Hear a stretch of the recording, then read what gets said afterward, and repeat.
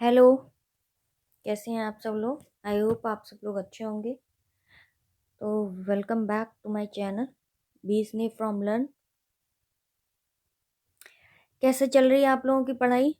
I hope सब पढ़ाई अच्छे से कर रहे होंगे। तो चलिए आगे कंटिन्यू करते हैं टॉपिक को, और चैनल को सब्सक्राइब भी करते जाइए और पढ़ते भी जाइए, ठीक है ना?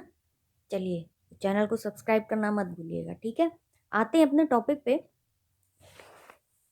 कि आज का हमारा टॉपिक है ज्योग्राफी से रिलेटेड, जो लेटीट्यूड और लॉन्गिट्यूड टॉपिक का नाम है, ठीक है? तो ये क्या होता है लेटीट्यूड और लॉन्गिट्यूड? लेटीट्यूड हमारी होती हैं अक्षांश रेखाएं। लेटीट्यूड हमारी कौन सी रेखाएं होती हैं? अक्षांश रेखाएं। और लॉन्गिट्यूड होती हैं देशांतर रेखाएं। लॉन्गिट्यूड क्या होती हैं? देशांतर रेखाएं, ठीक है।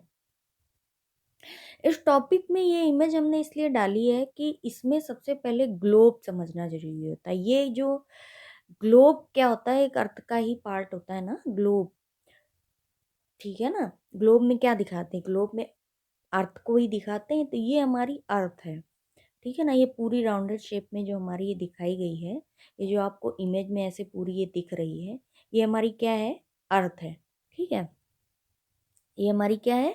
अर्थ है। जो ये राउंड शेप में आपको दिख रही है, ये हमारी क्या दिख रही है? अर्थ दिख रही है, ठीक है? ये क्या है? अर्थ है। ये पूरी गोल गोल शेप में आपको दिख रही है, ये अर्थ है। इसमें आपको ये ब्लू दिख रहे होंगे, ये वाटर है। ये ब्लू ब्लू क्या दिख रहा है? वाटर है, यानी ये ओशियन है, ठीक है? ये आपको जो है लैंड मास दिख रहे होंगे येलो येलो कलर के, ये हमारे क्या है? ये हमारे कंटिनेंट है, ठीक है? ये हमारे क्या है? कंटिनेंट। ये महाद्वीप है, और ये क्या है? महासागर। अर्थ में हमारी कहाँ पर है ये? अर्थ में हमारी पृथ्वी में ये सब चीजें आपको देखने को मिलेंगी। तो ये जो है ना ज्योग्राफी का बहुत बेसिक टॉपिक है, जो हम आगे पढ़ेंगे। अभी तो हम ये अर्थ देख रहे हैं कि ये अर्थ में क्या क्या दिख रहा है आपको। ये देखिए, दिख रहा होगा -60, -30, 0 डिग्री, 30, 60, 90। ये सब क्या है? ये सब क्यों लिए जाते हैं? क्या जरूरी होते हैं ये सब लेने के लिए? ये सब क्या लिए लेने के लिए जरूरत हमको क्यों पड़ती है इन सब चीज़ों की, लेटीट्यूड और लॉन्गिट्यूड की? और ये क्या होते हैं, इस टॉपिक में आगे कंटिन्यू करेंगे। तो चलिए आइए देखते हैं पहले कि अक्षांश रेखाएं हमारी क्या होती हैं, फिर हम इस इमेज के थ्रू समझेंगे कि अक्षांश रेखाएं कैसे देखी जाती हैं। अक्षांश रेखाएं क्या होती हैं? पृथ्वी के केंद्र से मापी गई कोणीय दूरी को अक्षांश रेखाएं कहते हैं। पृथ्वी के केंद्र से मापी गई कोणीय दूरी को अक्षांश रेखाएं कहते हैं। आई होप आपको क्लियर होगा। अभी इमेज के थ्रू और क्लियर करेंगे तो आपको समझ में आएगा, ठीक है? ठीक है ना? एक ऐसी काल्पनिक रेखा। अब चलिए आते हैं कि पृथ्वी के केंद्र से जो मापी गई कोणीय दूरी होती है, वो हमारी क्या कहलाती है? अक्षांश रेखाएं कहलाती है, ठीक है? तो ये जो हमारी अक्षांश रेखाएं हमारी क्या होती हैं? अक्षांश रेखाएं होती हैं ये जो हमारी रेखाएं हैं, ये और ये हमारी क्या है? अक्षांश रेखाएं। ये हमारी कौन सी रेखाएं हैं? अक्षांश रेखाएं। ये हमारी अक्षांश रेखाएं हैं, ठीक है? आई होप आपको ये चीज क्लियर हो रही होगी। ये हमारी कौन सी रेखाएं हैं? ये हमारी अक्षांश रेखाएं हैं, ठीक है? ये हमारी कौन सी रेखाएं हैं? ये हमारी अक्षांश रेखाएं हैं।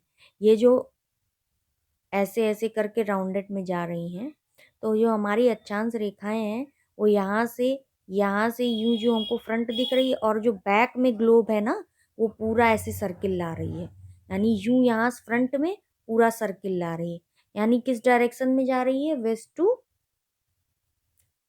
किस डायरेक्शन में जा रही है? वेस्ट टू ईस्ट डायरेक्शन में।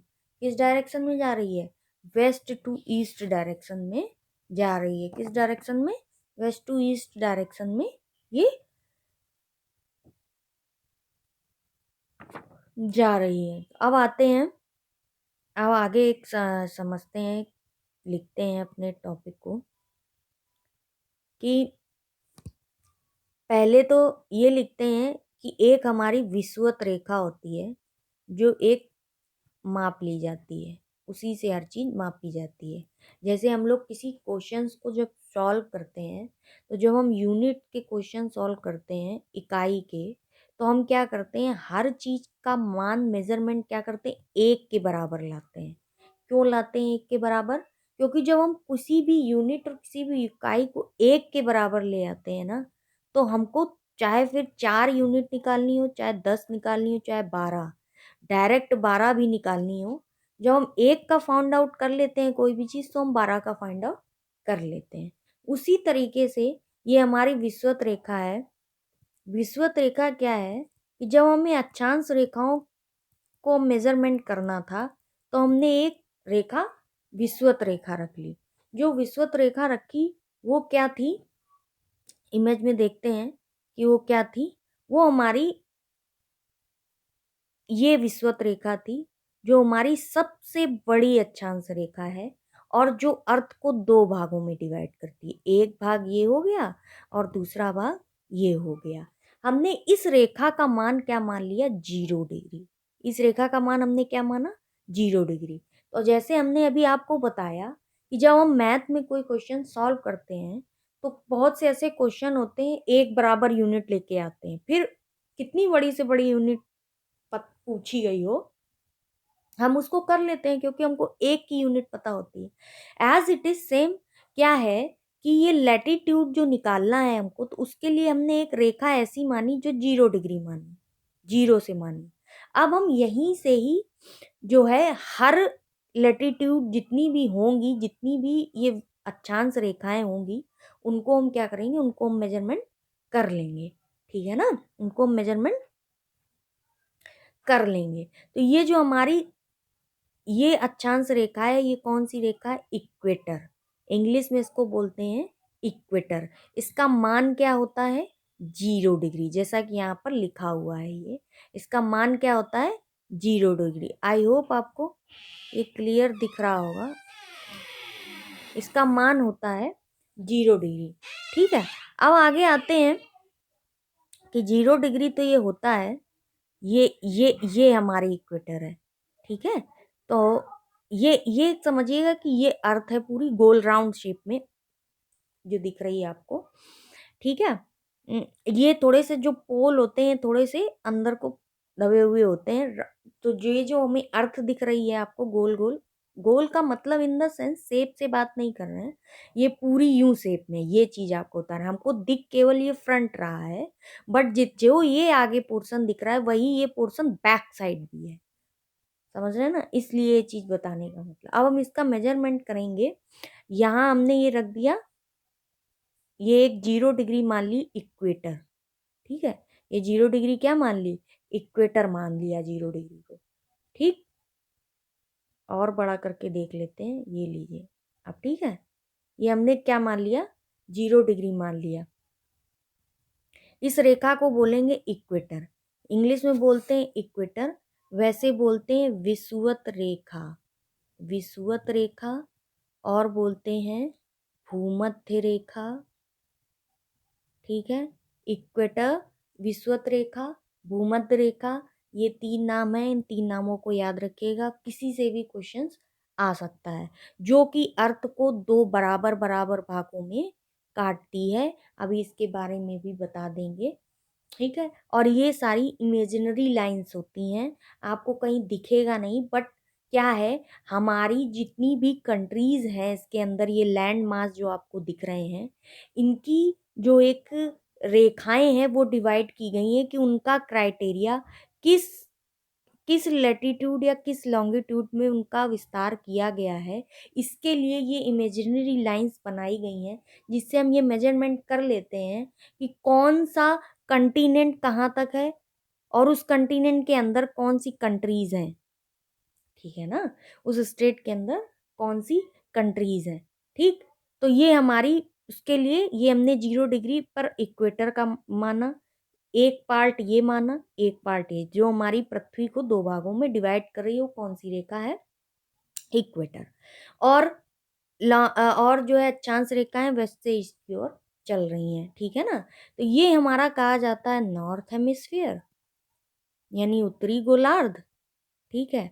और ये हमारा कहा जाता है साउथ हेमिस्फीयर, यानी कि दक्षिणी गोलार्ध, ठीक है। ये हमारा नॉर्थ हेमिस्फीयर है, ये हमारा साउथ हेमिस्फीयर है, ये उत्तरी गोलार्ध है, ये दक्षिणी गोलार्ध है। और इन दो गोलार्धों को कैसे पता चला? जब हमने 0 डिग्री पे एक इक्वेटर लाइन बनाई तो हमें इस गोलार्ध का पता चला, ठीक है। तो अभी हम ये लिखेंगे कि एक ऐसी काल्पनिक रेखा जो पृथ्वी को क्षैतिज रूप से दो भागों में काटती है, ठीक है ना। किस रूप में? क्षैतिज रूप से, हॉरिजेंटल। एक ऐसी काल्पनिक रेखा जो पृथ्वी को क्षैतिज रूप से दो भागों में काटती है,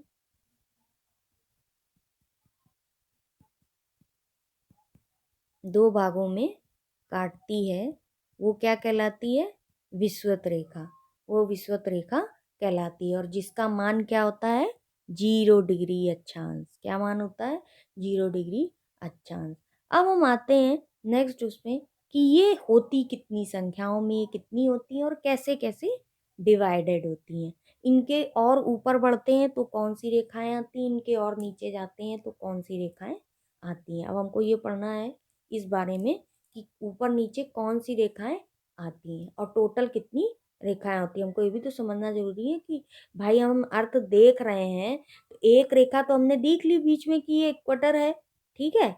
अब उसके ऊपर भी तो सेम एज इट इज ये भी रेखाएं दिख रही हैं, ये भी दिख रही हैं, ये भी दिख रही हैं। तो वो रेखाएं जो दिख रही हैं वो कौन सी रेखाएं हैं? उनके भी तो नाम होंगे कोई, उनको भी तो कुछ कहा जाता होगा, उनका भी तो कुछ मान होगा, ठीक है। तो चलिए आते हैं, अभी ये हमने पढ़ी इक्वेटर रेखा जिसका मान है 0 डिग्री। अब हम 0 डिग्री से ऊपर बढ़ेंगे, किधर? नॉर्थ की तरफ। ये देखिए नॉर्थ पोल है, ये साउथ पोल है, ठीक है ना। अब हम 0 डिग्री से जब हम ऊपर बढ़ेंगे नॉर्थ की तरफ तो 23.5 डिग्री पर जो हमारा आएगा, 23.5 डिग्री जो हमारी होगी नॉर्थ पोल में, वो कौन होगी? Tropic of Capricorn, sorry Tropic of Cancer, Tropic of Cancer यानी कि कर्क रेखा। कौन सी रेखा होगी? कर्क रेखा।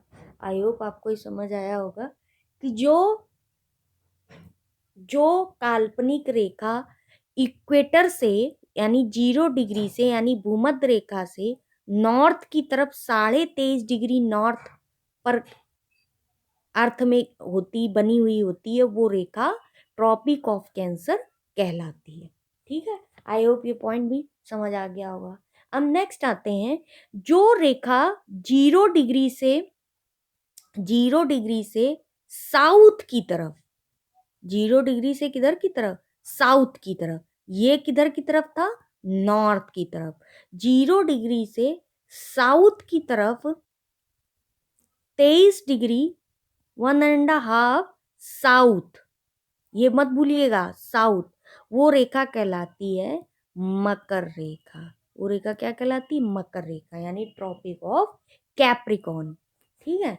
ट्रॉपिक ऑफ कैप्रिकॉर्न कहलाती है, ठीक है। ये अब ये इतना क्लियर हुआ, इक्वेटर क्लियर हुआ, ट्रॉपिक ऑफ कैंसर क्लियर हुआ, ट्रॉपिक ऑफ कैप्रिकॉर्न क्लियर हुआ, ठीक है। नेक्स्ट आते हैं कि अब हमारे ये तो 90 डिग्री है, पर अब हमारा 66.5 डिग्री नॉर्थ पर, 66.5 डिग्री नॉर्थ पर जो हमारी रेखा बनी होती है उसको हम क्या कहते हैं? उसको कहते हैं आर्कटिक व्रत। उसको क्या कहते हैं? आर्कटिक व्रत। उसको हम आर्कटिक व्रत कहते हैं, ठीक है। और जो साउथ साइड में 66.5 बनी होती है, 66.5 डिग्री साउथ साइड में, उसको कहते हैं अंटार्कटिका व्रत। अब हमें समझ में आ गया कि ये जो रेखाएं हैं यही हमारे लिए जरूरी है।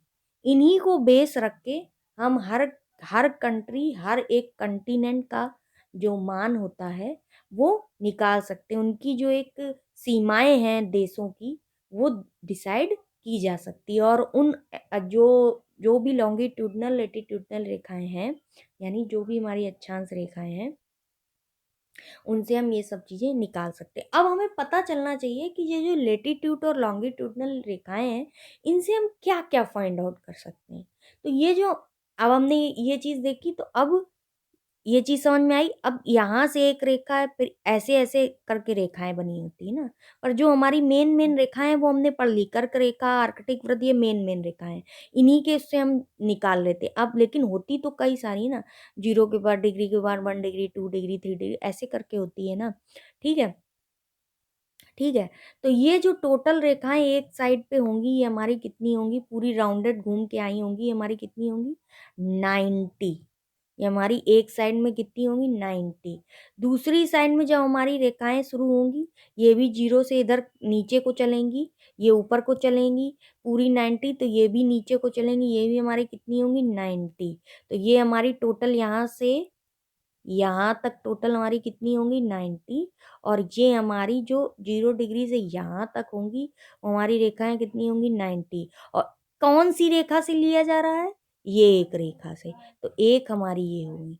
तो टोटल हमारी कितनी अक्षांश रेखाएं हो गई, 181। टोटल हमारी कितनी अक्षांश रेखाएं होंगी, 181। और ये जो रेखाएं होती हैं और इनके एक दो रेखाओं के बीच के ये जो गैप होते हैं ना, इनको कटिबंध कहा जाता है। इनको क्या कहा जाता है, कटिबंध, यानी कि जोन, यानी कि जोन कहा जाता है। आई होप इतना क्लियर हो गया होगा आपको। ये बेस है हमारा, ठीक है, ठीक है, इतना क्लियर हो गया होगा आपको। अब आते हैं, कहा गया है कि दो जो क्रमागत अक्षांश रेखाएं होती हैं, उनके जो बीच की दूरी होती है, अभी हमने बताया कि जैसे एक ये रेखा गई है, इसके नीचे भी एक रेखा गई होगी, पूरा गोल, ये गई है, इसके नीचे भी गई होगी, अभी हमने बताया ना, तभी ये पूरा 90 तक आए।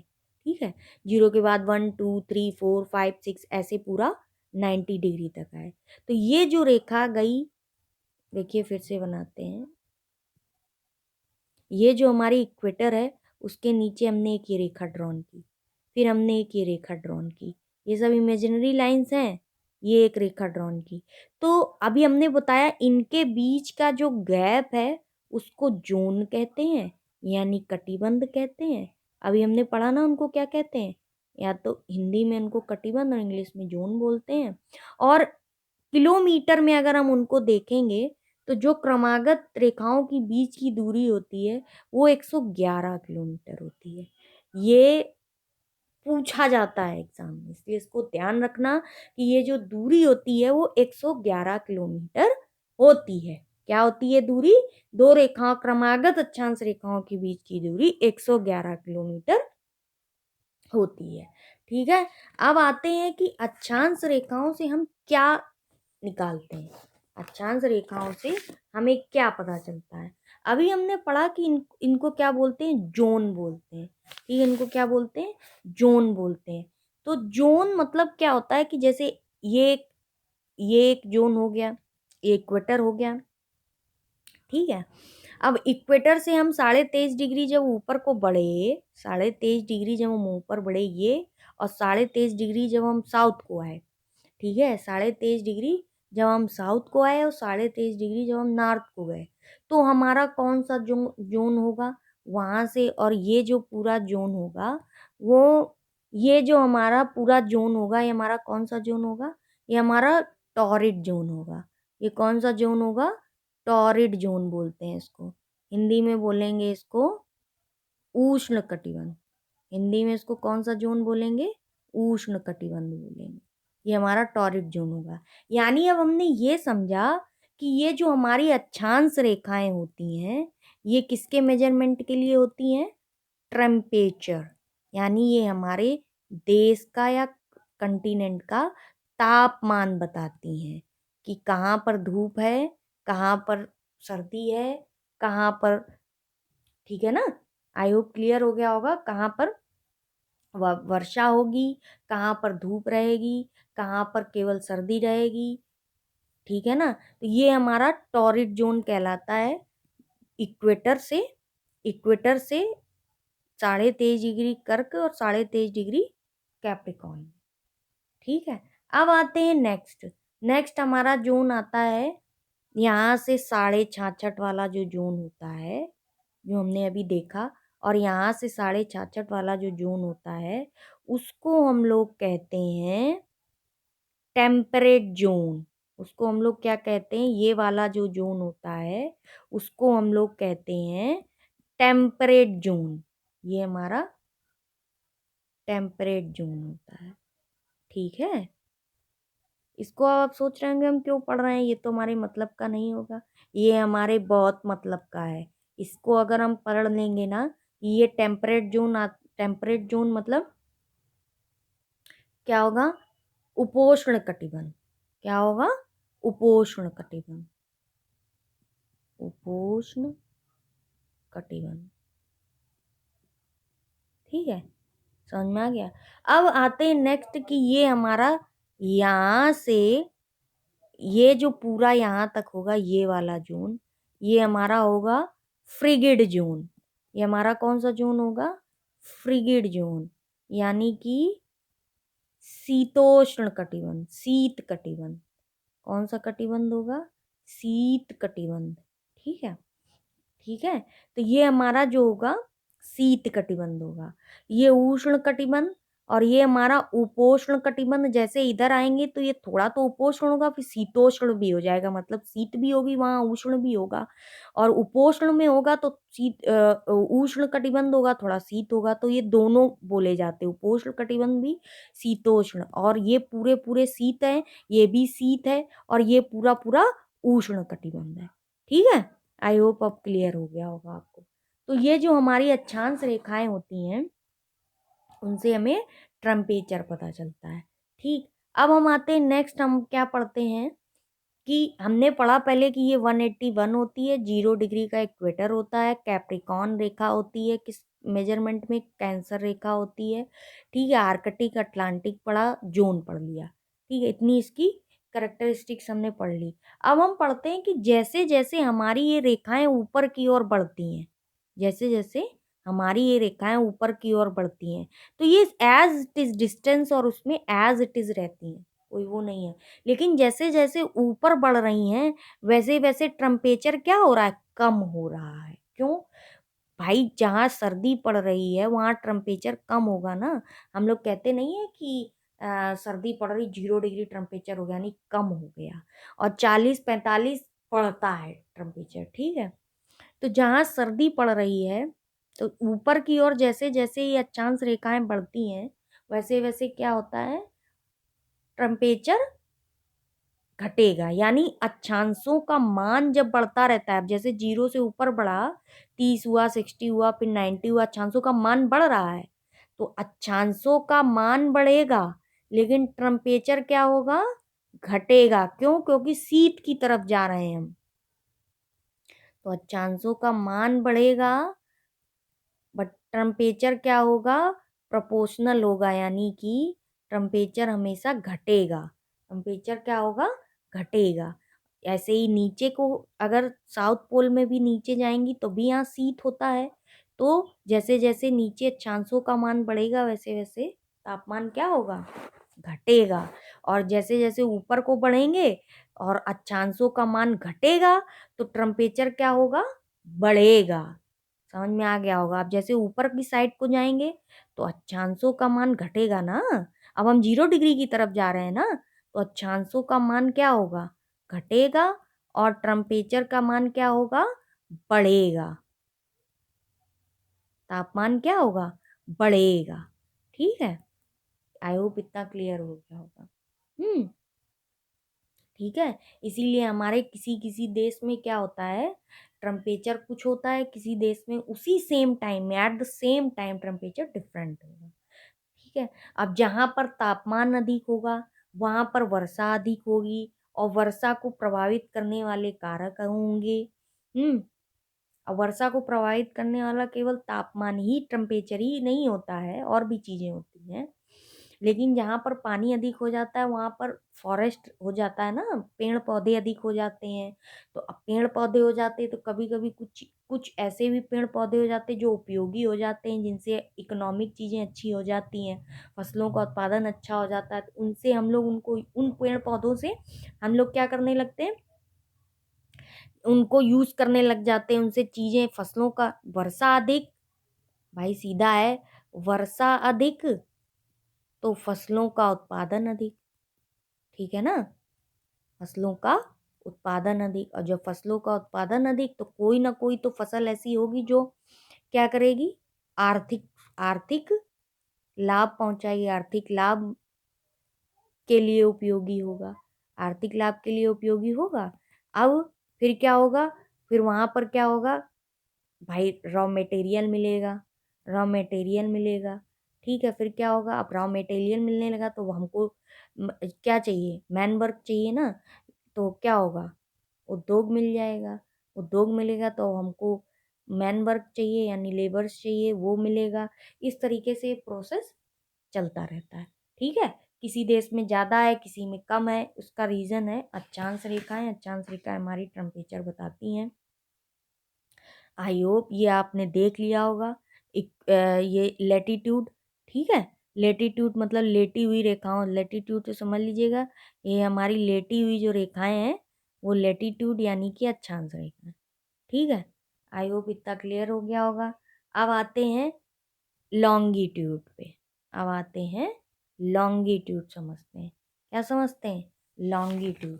लॉन्गिट्यूड हमारी इमेजिनरी देशांतर रेखाएं होती हैं, लॉन्गिट्यूड हमारी इमेजिनरी देशांतर रेखाएं होती हैं, जो कि हमारी कैसे चलती हैं,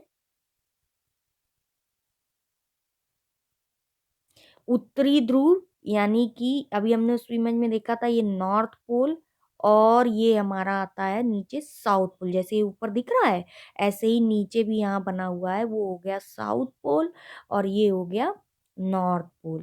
तो ये जो हमारी रेखाएं हैं ये सारी देखो आ रही हैं और इसी पोल को ज्वाइन कर रही हैं, इसी पोल में ही तो आके ज्वाइन हो रही हैं, साउथ पोल से नॉर्थ पोल की तरफ जा रही हैं, साउथ पोल से पोल की तरफ जा रही हैं। ये रेखाएं हमारी देशांतर रेखाएं कहलाती, यानी लॉन्गिट्यूड। लॉन्गिट्यूड से समझ लीजिए जो लंबी लंबी रेखाएं, लंबी लंबी लंबी रेखाएं ऐसी बनती है ना, वो लॉन्गिट्यूड रेखाएं, ठीक है। उन्हें देशांतर रेखाएं कहते हैं, जो उत्तरी ध्रुव या दक्षिणी ध्रुव को मिलाकर एक रेखा खींचे।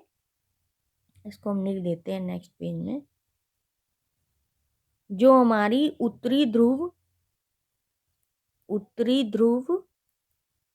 या दक्षिणी ध्रुव को मिलाकर, उत्तरी ध्रुव या दक्षिणी ध्रुव को मिलाकर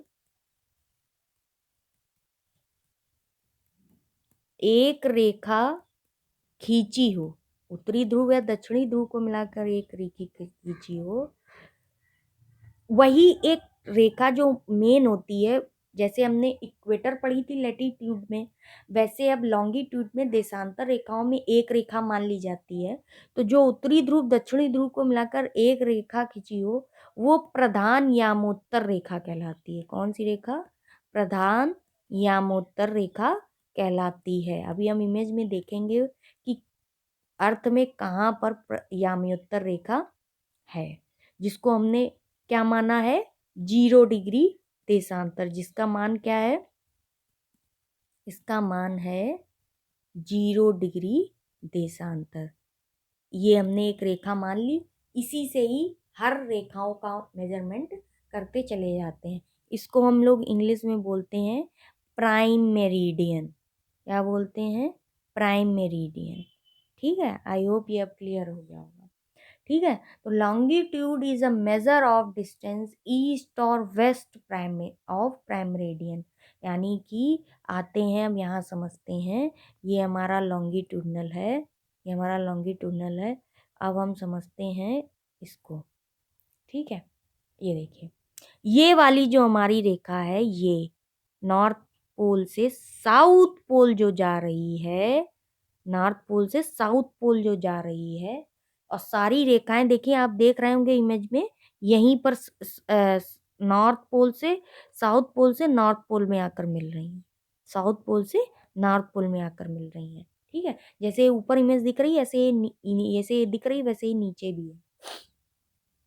तो उसकी एक रेखा जो जीरो मानी गई लॉन्गिट्यूड में, देशांतर रेखा में, उसको प्राइम मेरिडियन कहते हैं, उसका मान 0 डिग्री होता है। ठीक है, आई होप इतना समझ में आ गया होगा। और ये जो काटती है प्राइम मेरिडियन, वो एक ये भाग बनाती है पृथ्वी का, दूसरा ये होता है वेस्ट हेमिस्फीयर। ठीक है, ये होता है वेस्ट हेमिस्फीयर और ये होता है ईस्ट हेमिस्फीयर। ये क्या होता है? ईस्ट हेमिस्फीयर होता है। ठीक है, यानी ये पश्चिमी गोलार्ध और ये उत्तरी गोलार्ध। और हमने अक्षांश रेखाओं में क्या पढ़ा था कि उत्तरी गोलार्ध दक्षिणी गोलार्ध। ठीक है, ठीक है। तो साउथ पोल से नॉर्थ पोल में कौन सी रेखाएं आती? लॉन्गिट्यूडनल, देशांतर रेखाएं। अब ये होती कितनी है ये हमको समझना है। तो यहां से ये चलती हैं, ये देखो जा रही हैं धीरे धीरे करके पूरी राउंडेड शेप में आ रही है ना। यहाँ से ये एक पोल से यूं गई और ये साउथ पोल में आई। ये साउथ पोल है और ये नॉर्थ पोल है। ठीक है, ये साउथ पोल हो गया, ये नॉर्थ पोल हो गया।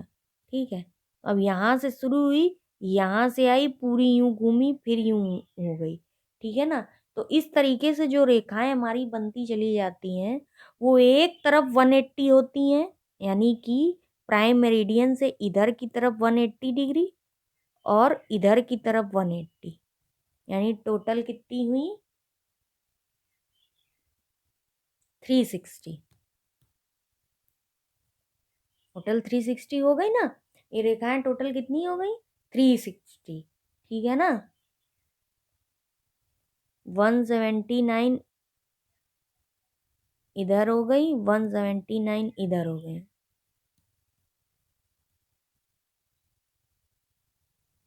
एक हमारी प्राइम मेरिडियन हो गई। तो 359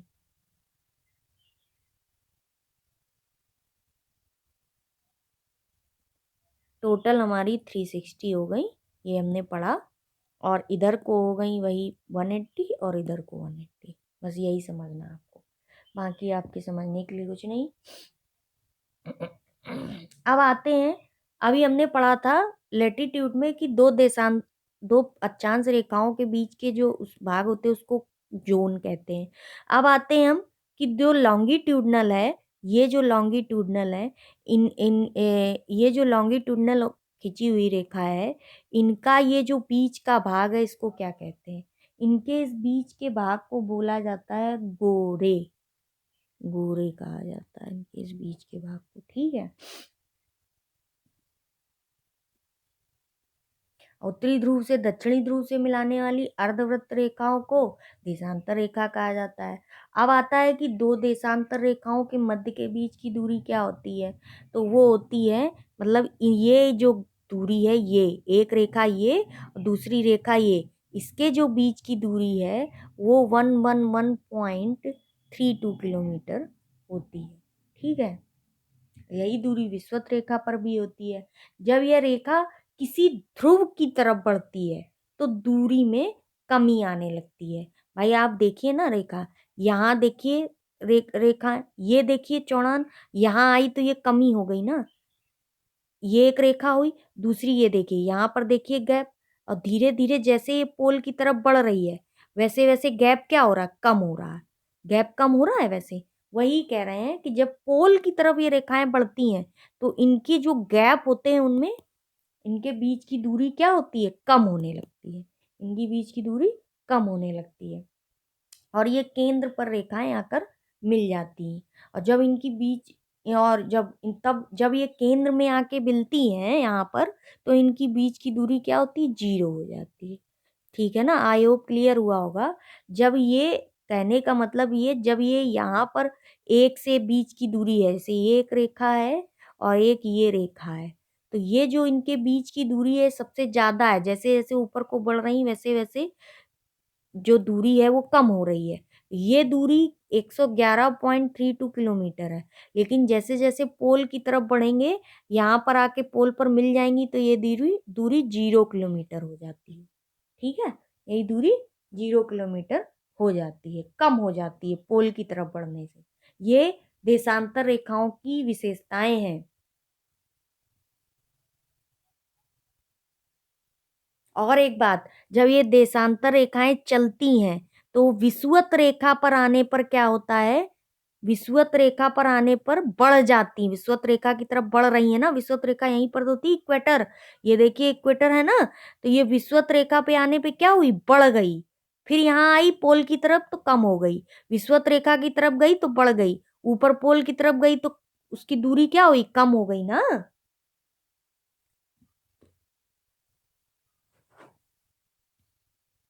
दूसरे, एक विषुवत रेखा से जब ध्रुव की तरफ चलेगी तो कम होगी, दूसरे पोल पे आएगी विषुवत रेखा तब भी कम होगी। देशांतर रेखाओं से हम क्या ज्ञात करते हैं, जैसे हमने पढ़ा अक्षांश रेखाओं से हम तापमान ज्ञात करते हैं, देशांतर रेखाओं से वैसे ही देशांतर रेखाओं से आई होप जो है इमेज से आपको ज्यादा क्लियर हुआ होगा। देशांतर रेखाओं से के द्वारा हम किसी भी स्थान का समय, किसी भी स्थान का समय यानी टाइम ज्ञात करते हैं, और स्थिति भी पता लगाते हैं, किसी भी स्थान की स्थिति लोकेशन क्या है और टाइम क्या है। तो लोकेशन फाइंड आउट करते हैं किसी भी स्थान की, किसी भी कंट्री की, और टाइम का मेजरमेंट हम किससे करते हैं, देशांतर रेखाओं से यानी लॉन्गिट्यूडनल रेखाओं से करते हैं। ठीक है, 0 डिग्री देशांतर रेखा जो है वो लंदन के ग्रीनविच शहर से होकर गुजरती है। 0 डिग्री जो देशांतर रेखा है वो कहाँ से होकर गुजरती है, वो लंदन के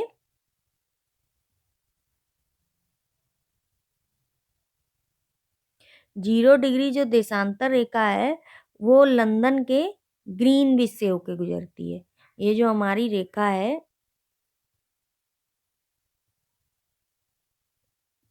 ये जो हमारी रेखा है ना, ये हमारी लंदन के, ये ये प्राइम मेरिडियन है, ये हमारी लंदन के ग्रीनविच शहर से होकर गुजरती है। लंदन के पब्लिक ये पता होना चाहिए कि प्राइम मेरिडियन जो है लंदन के ग्रीनविच शहर से, ग्रीनविच शहर से होकर गुजरती है। ठीक है, इन रेखा और इसलिए इस रेखा को क्या कहते हैं, ग्रीनविच मेरिडियन टाइम कहते हैं, इसलिए इसे ग्रीनविच मेरिडियन टाइम कहते हैं। इसे क्या कहते हैं, ग्रीनविच मेरिडियन टाइम कहते हैं।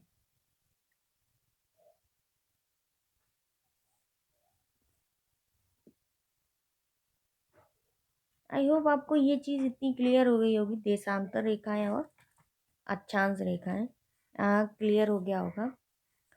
क्या होता है कि हर देश की अपनी एक मानक रेखा होती है, क्या होता है कि हर देश की अपनी एक मानक रेखा होती है। ठीक है, ये देखिए हमने समझ लिया है ना, ये प्राइम मेरिडियन समझ लिया, प्राइम मेरिडियन हम लोग समझ चुके हैं ना, ये प्राइम मेरिडियन हो गया, ये इक्वेटर हो गया। ठीक है ना,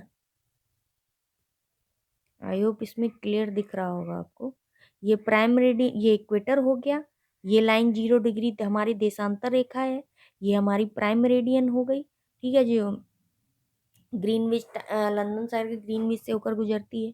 ठीक है, अब ये हमारी जो रेखा है लॉन्गिट्यूडनल, वो हमारी टाइम और लोकेशन बताती है, और जो इक्वेटर के ऊपर यानी कि जो हमारी अक्षांश रेखा है वो हमारी टेम्परेचर को बताती हैं।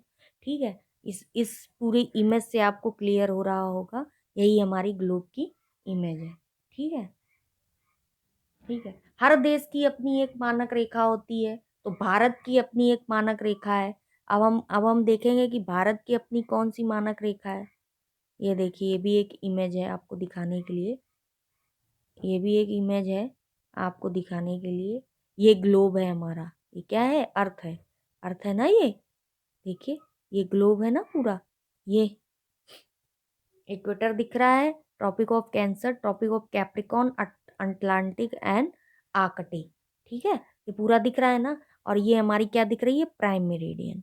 प्राइम मेरिडियन दिख रही है।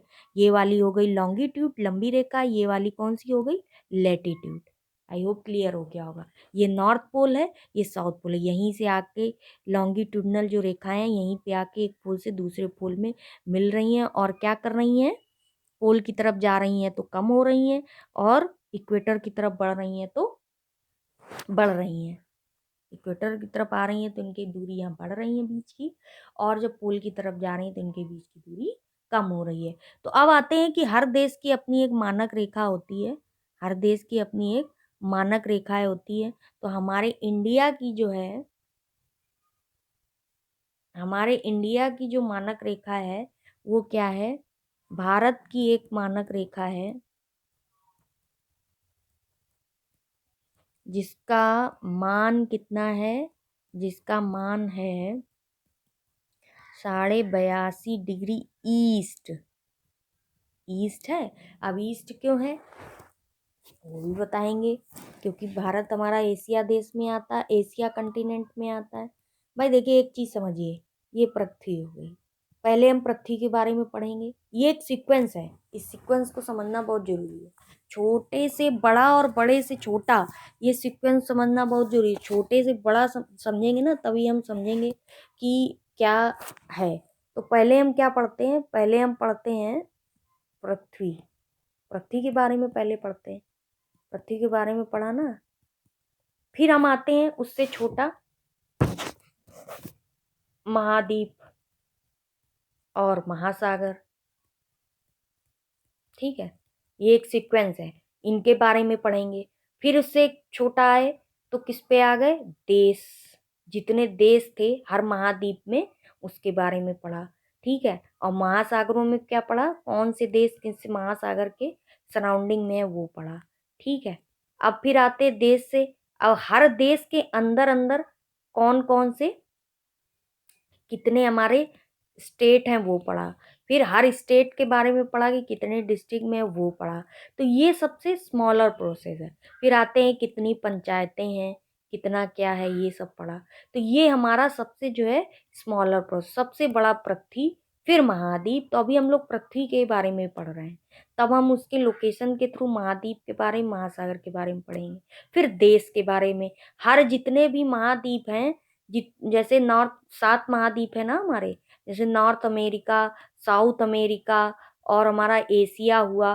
तो इनमें कितने कंट्री आते हैं उनके बारे में पढ़ेंगे। फिर उन कंट्री से पढ़ेंगे कि हम अपने इंडिया के बारे में पढ़ेंगे। ठीक है, तो इस तरीके से प्रोसेस चलता रहता है। लेकिन बड़े से छोटा समझना जरूरी होता है, तो हमको पता चल जाता है कि हमारा एक सीक्वेंस है ये, और वहीं से हमको पढ़ना है।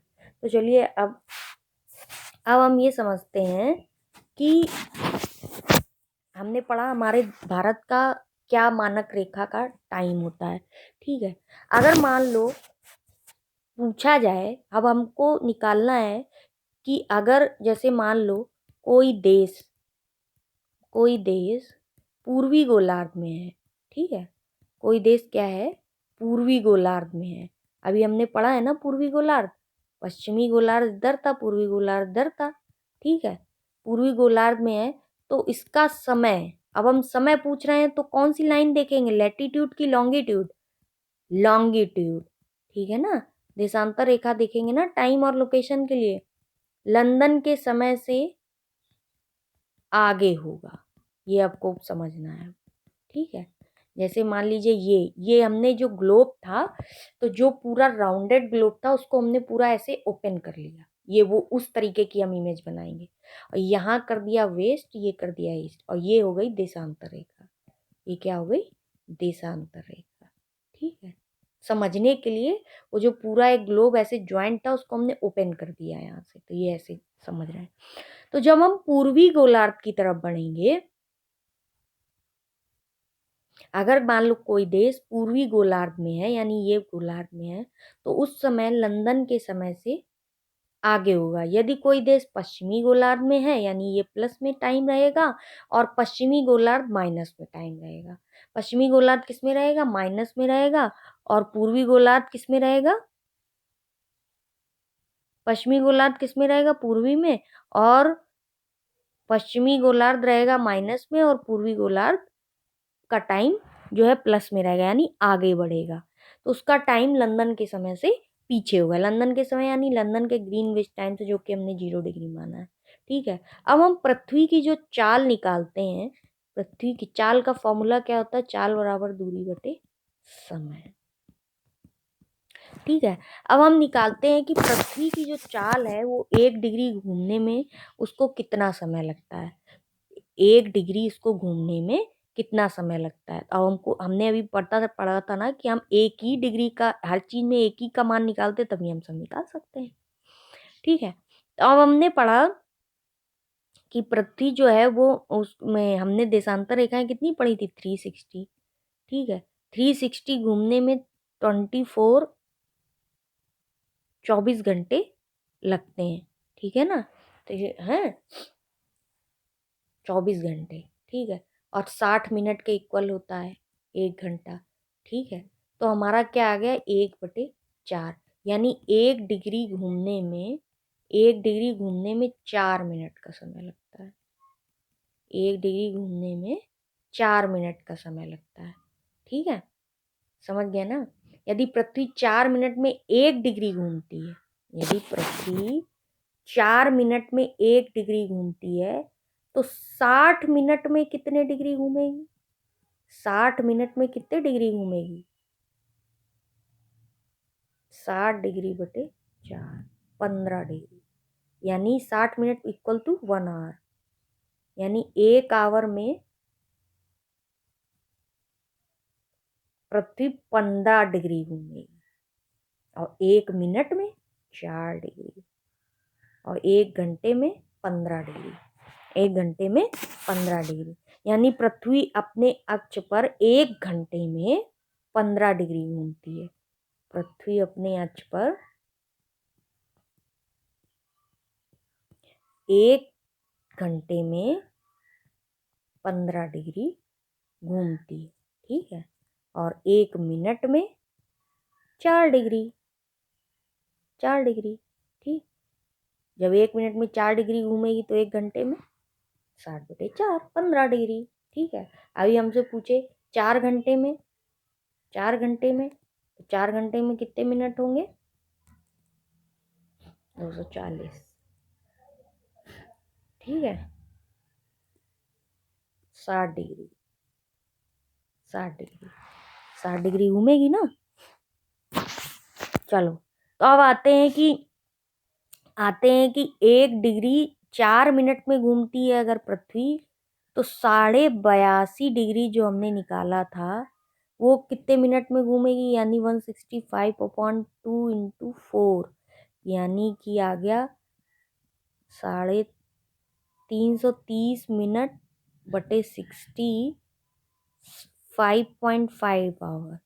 यानी ये किसका मानक समय था? इंडिया का। इंडिया का मानक समय था। तो मानक समय के हिसाब से निकालेंगे कि जो टाइम होगा वो 5.5 घंटे। हमारा जो इंडिया है वो किसमें आता है? उत्तरी गोलार्ध में कि वेस्टर्न हेमिस्फीयर में कि ईस्टर्न हेमिस्फीयर में? ईस्टर्न हेमिस्फीयर में आता है इंडिया। तो 82.5 डिग्री ईस्टर्न हेमिस्फीयर में आता है, और ईस्टर्न हेमिस्फीयर प्लस रहता है, यानी आगे टाइम बढ़ता है। तो लंदन से जो हमारा टाइम है वो 5.5 घंटे क्या रहेगा? आगे रहेगा। यही पूरा निकालने का प्रोसेस उसका ये है। ठीक है, 5.5 घंटे क्या रहेगा? आगे रहेगा। ठीक है, आई होप अब समझ में आ गया होगा ये चीज पूरी समझ में आ गई होगी। तो देशांतर रेखाएं और अक्षांश रेखाएं आज हमने पढ़ा। अब इसके आगे का टॉपिक नेक्स्ट लेक्चर में हम पढ़ेंगे। तो आप लोगों को आई होप ये टॉपिक समझ में आया होगा। तो चैनल को सब्सक्राइब करते रहिए और आगे के टॉपिक पढ़ते रहिए। Thank you so much.